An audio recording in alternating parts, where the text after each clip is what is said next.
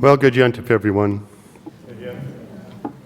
So on Erev Rosh Hashanah, I talked about the theme of Cherish the Moments. And I reminded you that that was the theme of the very first High Holiday sermon that I gave many moons ago.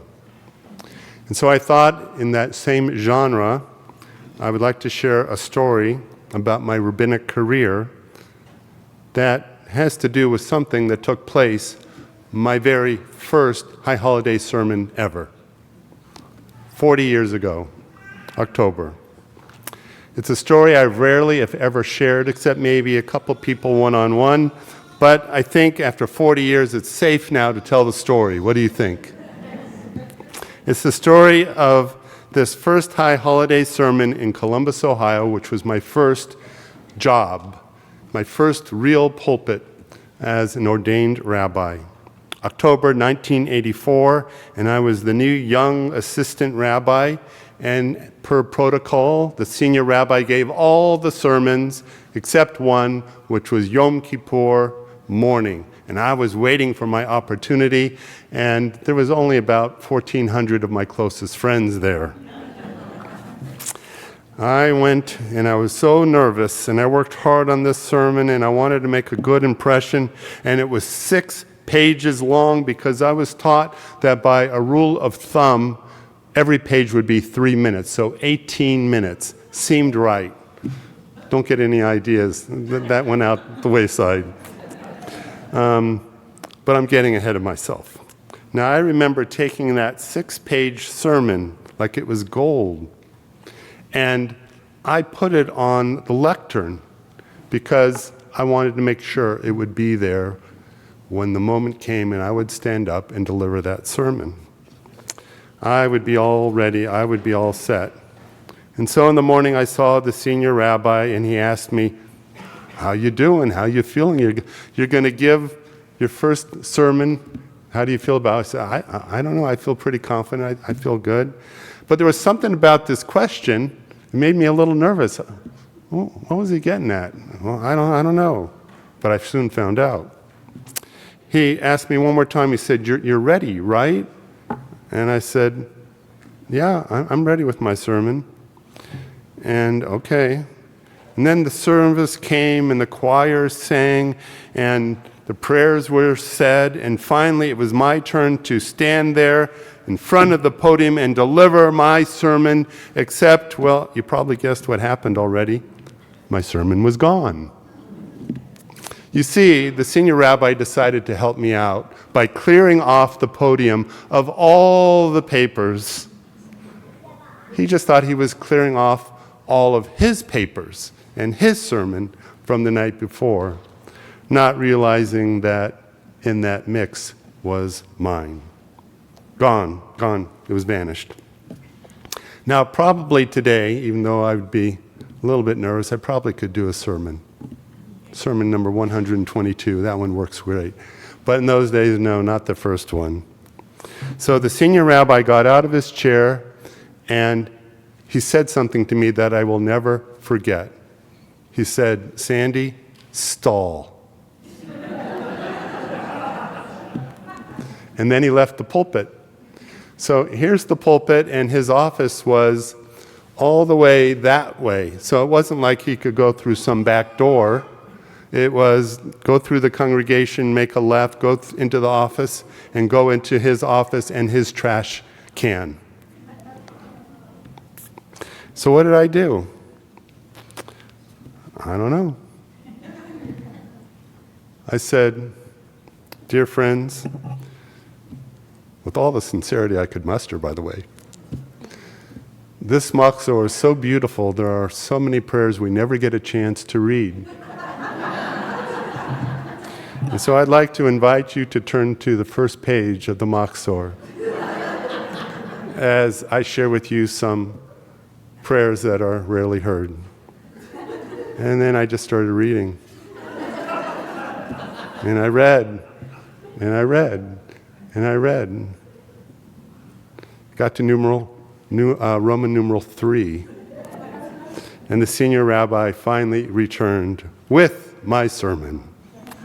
And I turned to him and I thanked him and then began delivering my sermon as if nothing happened at all.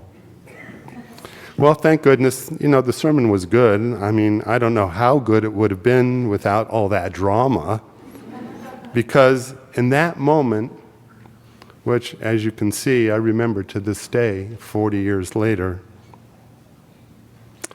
I realized my sermon, really, any sermon, isn't about words. It was really about who I was at that moment. I will never forget folks coming to me afterwards saying, "Rabbi, that sermon was worth waiting for." With a little twinkle in their eye. And I wanted to say, wait, it wasn't me. Trust me. I didn't lose my sermon. And that's where the wisdom came in that I didn't realize I had. And I guess after 40 years, it's okay to throw that senior rabbi under the bus. But not at that moment. I just accepted the graciousness and humor of the moment. I remember that one of my teachers shared with me, no matter how long your career, no matter how many sermons you deliver, you really only have one sermon, yourself.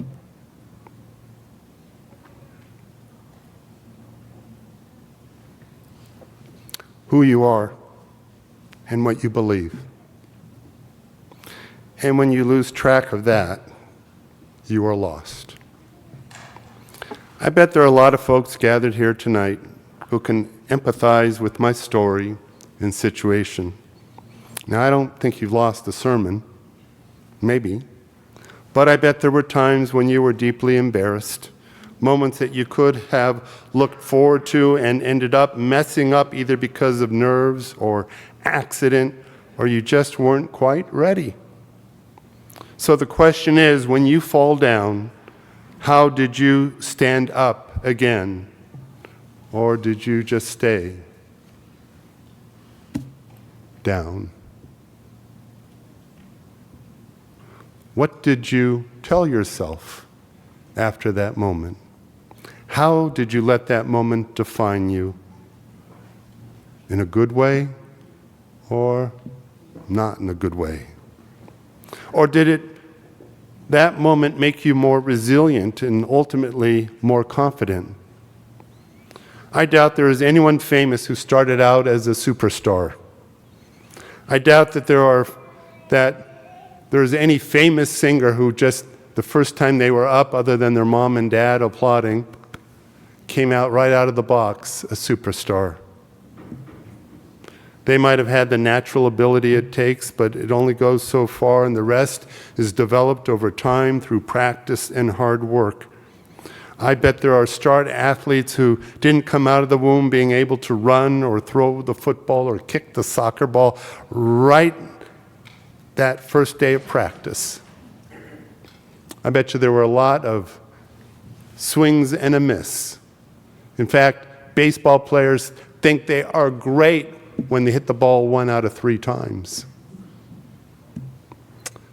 No, it would take practice to develop the skill that many would think would come easily to that person, to us. And there are moments in our lives in which we will find ourselves unprepared, unpracticed, embarrassed perhaps, because we are faced with the unexpected, and that is where we need to find our true selves. We need to find that sermon that centers us and hope that it is indeed worth waiting for.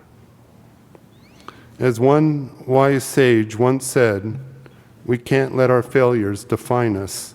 We must let them teach us. And so I've reached page 6. And I conclude with these words. What is your one sermon, and what does it say about you? Good Yentif.